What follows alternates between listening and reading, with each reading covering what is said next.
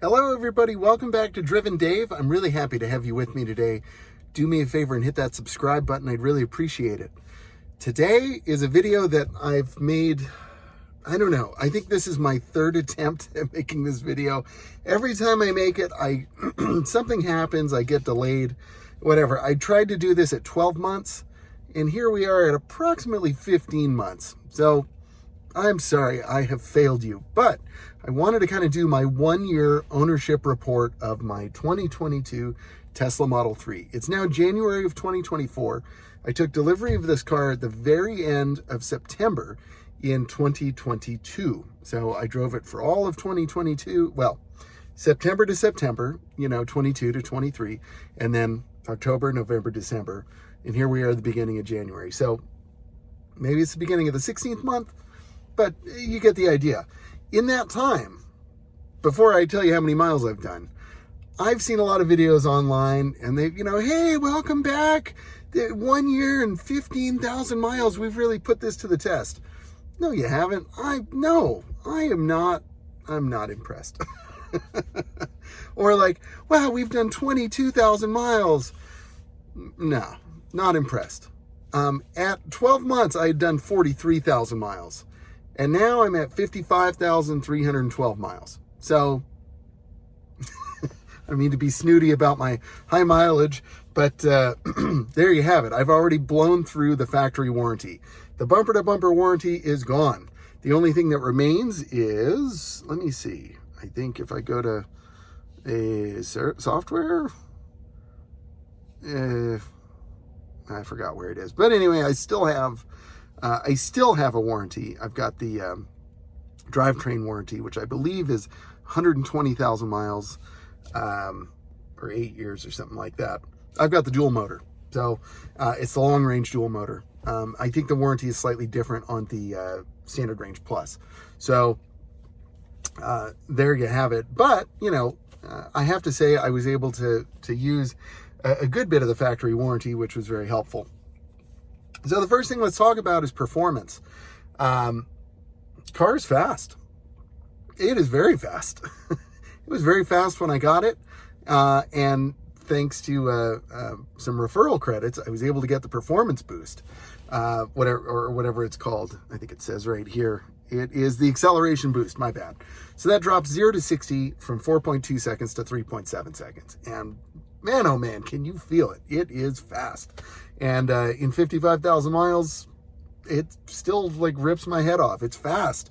And of course, I'd love to have the Plaid, but this is pretty good. I generally have more than enough power to do anything that I want to do. There's no shortage of power with this car. It's great.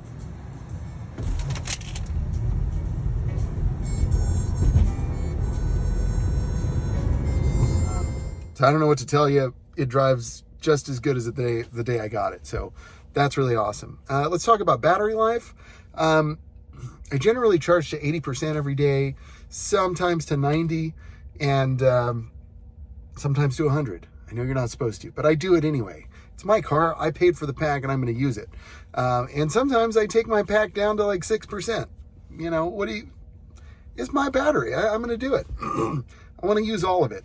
And that being said, I am careful. I do try and, follow the recommended procedures and everything.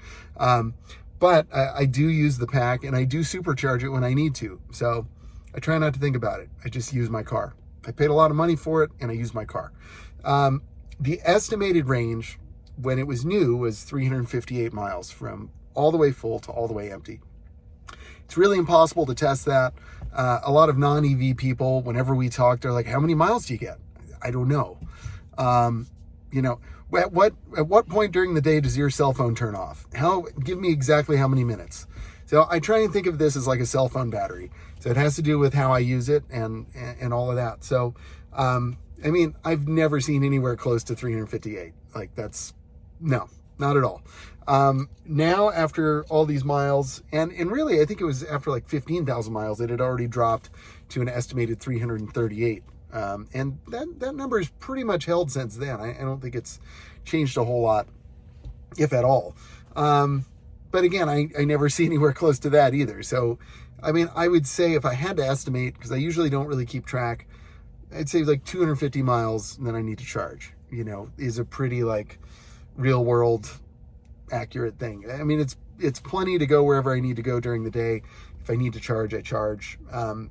Day to day, if we're just talking like charging experience, this is a much better experience than having a gas car for me. And I don't want to get in the you need to get an EV thing, because I would never want to push this on anybody. And I still love gas cars. So I'm a car guy. I love EVs and I love gas cars. If I could still have my Corvette here, I would. If I could still have my LS400 here, I would. I'd also get a Dodge Charger, Hellcat, whatever you call it, with 800 horsepower.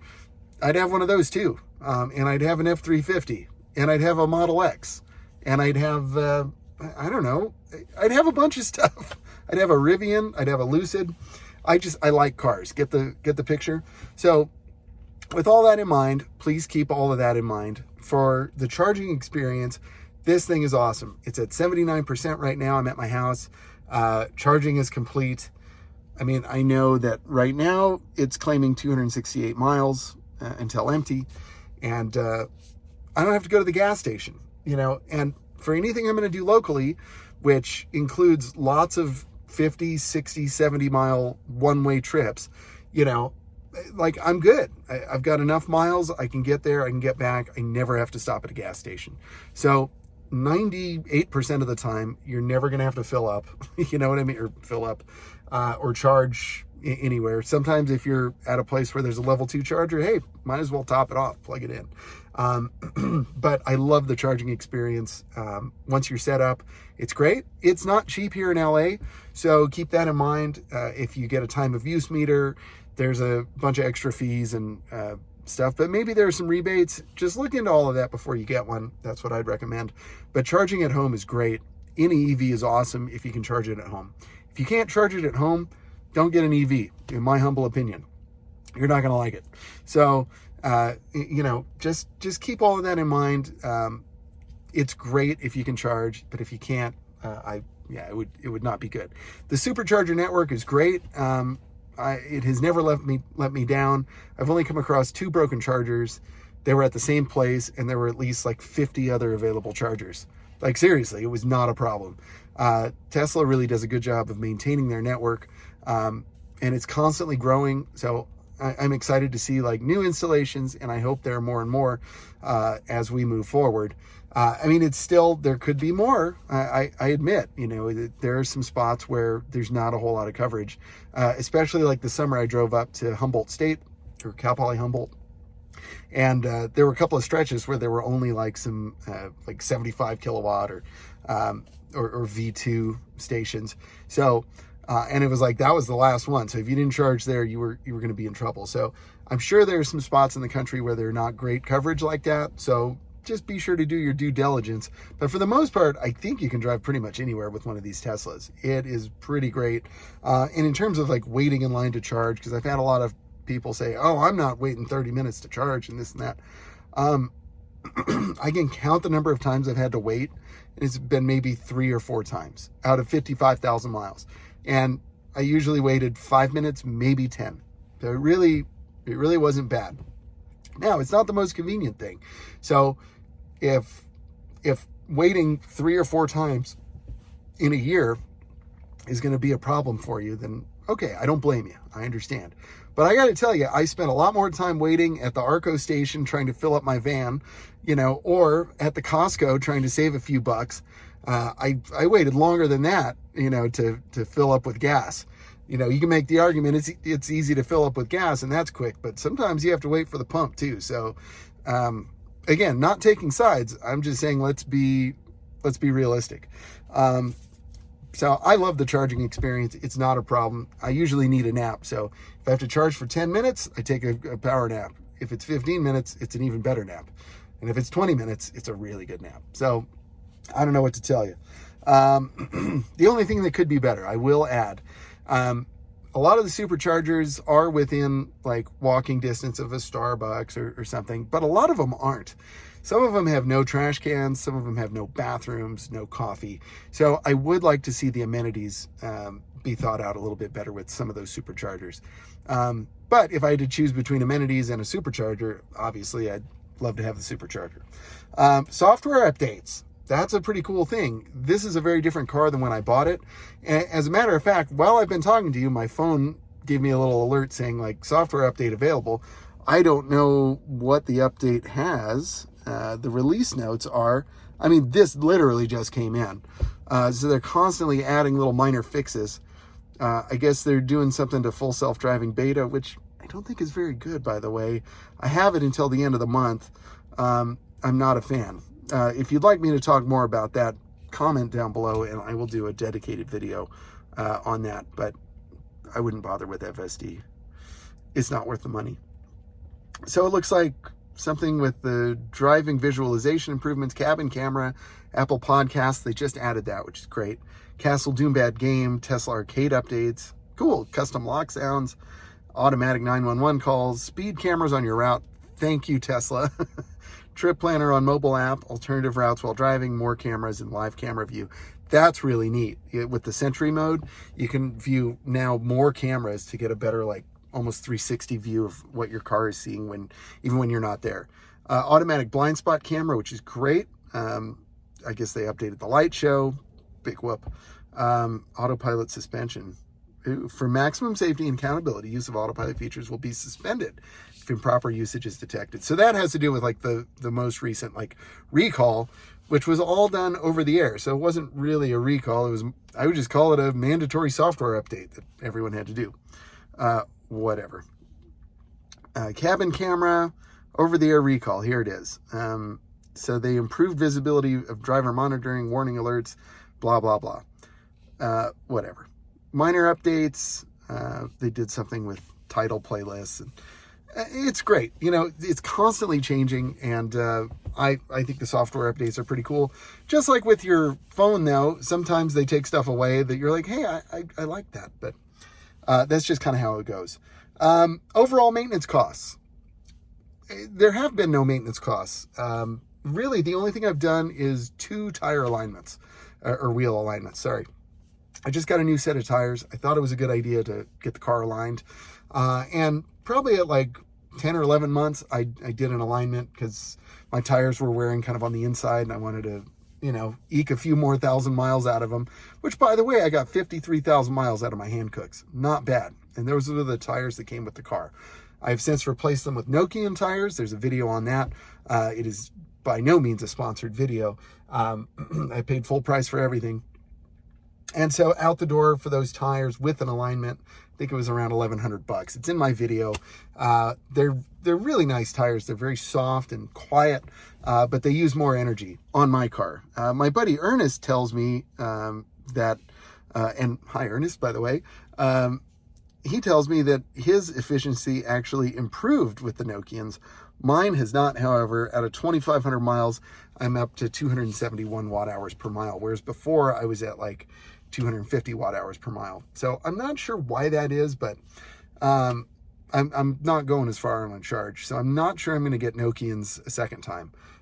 We'll just have to see how these kind of play out over the next year and how the tread life is. So I'll have to like do a cost analysis and figure out what makes the most sense. Because the Hancooks were really good tires.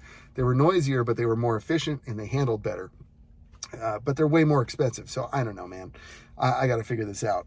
But so far the Nokians, they're really good tires. So I'm not upset with them. They're just not quite as efficient as I would like. But that's been the only cost really. So just the 2 alignments, which was like $125 each. So it's like $250. And then, of course, a set of tires. But, you know, after 53,000 miles in any car, you would need a set of tires. And it's usually about $1,000.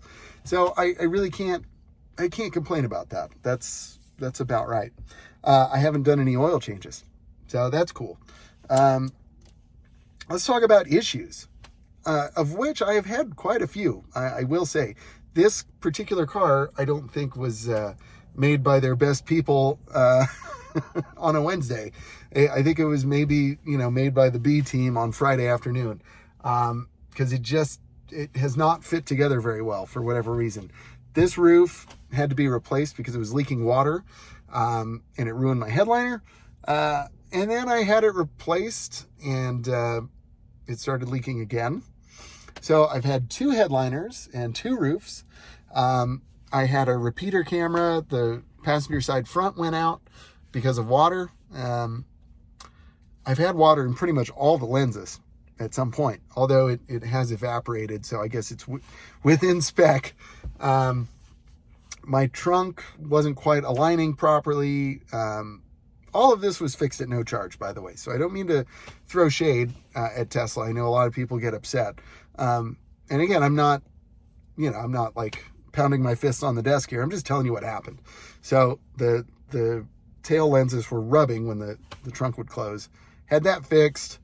Now the trunk doesn't line up as well. Whatever. They're not super well made, if I'm honest. The dashboard rattles. I had it fixed. It still rattles. The rear deck lid rattles. I had it fixed. It rattles still. They really tried. Shout out to my tech, Robert, who I'm sure isn't watching, but he worked really hard on this car to fix all of my concerns. He was awesome. And so I don't mean to be ungrateful by any means. He gave 110% and did a really fabulous job. It's just like the way these cars are made. I think there are some problems that are just unsolvable sometimes. So anyway, that still rattles. He resealed the roof, and it seems to actually be sealed this time, which is great. And I think that's pretty much all the problems I've had. The drivetrain has been rock solid. No issues whatsoever. Like I said, it still drives exactly like new. I really can't tell you a difference. I'm sure the suspension is a little more tired, but it still drives great, and the performance is fantastic. And the charging has been great. I mean, and it's really comfortable. All the materials have held up. Nothing. The steering wheel still looks good. Seat still looks good. Door card still looks good. I mean, all of that has to do with like how well you treat your car. I don't do a great job of like keeping this thing spotless. I mean, it's usually pretty dirty if I'm honest, but I try to be careful with the touch materials and try not to be too hard-handed on anything. And everything's held up great. So the driver's seat still looks practically brand new, just a little dirty. And, my kids love the car. So that's really cool. But yeah, it's just, there's some rattles, there's some squeaks. What are you going to do? But everything still works, and it drives great. So let's talk about overall satisfaction. Spoiler alert. I love the car. I absolutely adore it. I mean, there's not a day when I get in this car and go like, oh man, can't believe I have to drive the Model 3 again. I love driving this car. The seats are great. The stereo is wonderful. Shout out to my friend John, who was on the design team for the infotainment. I love the infotainment system, big screen. It's beautiful. This thing is great on a twisty road. It could be better, but it's pretty awesome, considering it's a commuter car. Performance is awesome. Autopilot or basic autopilot works really well. And the aftermarket support is great. Like I've mentioned some of my favorite accessories, like from VION. Check them out. And lots of companies that have reached out, sending me stuff. And all of that stuff is just super fun for me. So it's a nice place to be. I spend all day in this car, and I love it. The heated seats are great. I just, I drive it everywhere. And I really have not had any significant complaints in terms of just overall comfort and satisfaction. Car is wonderful. So, love it. And it's my precious. Now we're going to talk about what I don't like. Because I got to be honest, man. The cost. This is on me, not on anybody else, but I bought it at the peak of the market. That was stupid. That's on me. But that's kind of like one of the things that I hate about owning a Tesla is that like it's a volatile market. The prices are constantly changing. So your resale value is constantly changing, and I've devalued the car a lot by driving it a bunch, but then it's devalued itself even more because Elon decided to lower the prices again and again and again. And then there are all these rebates that I didn't get. So I didn't get a very good deal in terms of like you know, cost value, whatever. I mean, it could have been worse. You know, I have a friend with a Model S Plaid, and he paid $150,000 for it, which you can now buy for like $90,000. So, I mean, you know, those folks that bought the Model X and the Model S at the peak, they're holding a bigger L than me, but it's still something that I'm not happy about. I don't think it's very cool. And I think Tesla should do something for all of us that, you know, put our faith in the brand and we're early adopters and bought these things at peak value. I mean, of course, they don't have to, but I just think it would be nice. I would love to get the new Model 3 Highland, which was just announced, but like, there's no way I can do that after all of these price cuts were done on my car. So that's kind of a bummer. I'm not happy with that. The registration cost here in the state of California, I think I paid $730 for registration. That's insane. I don't like that. That's not the car's fault, but, you know, not happy. The insurance cost, very high. So be sure you're considering that if you're going to get a Tesla. The quality of materials used, like the paint could be a little thicker on the front, you know, in the front bumper. I've got a lot of rock chips and a lot of missing paint up there. The interior, like, it's fine. Could be nicer, you know, and it should be nicer for the money. The carpet is really cheap. So just, you know, again, none of this is like a deal breaker. It's just like, it's just a thing. But yeah, I wish the interior looked a little more the price I paid for it. But it's utilitarian. It does the job. Those are just some minor gripes. So, you know, all things considered, I really love the car. I wish I had bought it at a different time when it was cheaper. I think if I had paid, you know, $10,000 less for it, I would be way happier with it. But all that being said, when I bought it, it seemed like a good deal. And I'm glad I have it. It's really been a great car. It's been really good for the channel. And, you know, it's kept me and my family safe through some like really horrendous rain and all kinds of different weather. So it's a really good car. And, you know, I'm grateful to have one of the safest cars on the road. That's a really good thing. So anyway, that's about all I have for you on my update video. 55,000 miles in 15 months. And we'll just call it the 1 year plus review. And I'll try and do another one in like 6 months, kind of see where we're at mileage wise and see if anything's changed. But there you have it, folks. Thank you so much for watching. I really appreciate it. Be sure to check the links in the description. I'll have a Tesla referral code if you're thinking about ordering one. Help me out. Use my referral link so I can get more supercharger miles. I'd appreciate that. And also I'll have links to some of my favorite Tesla products there if you want to outfit yours with some cool stuff. So there you have it. Thanks again for watching. And until next time, stay driven. Perfect.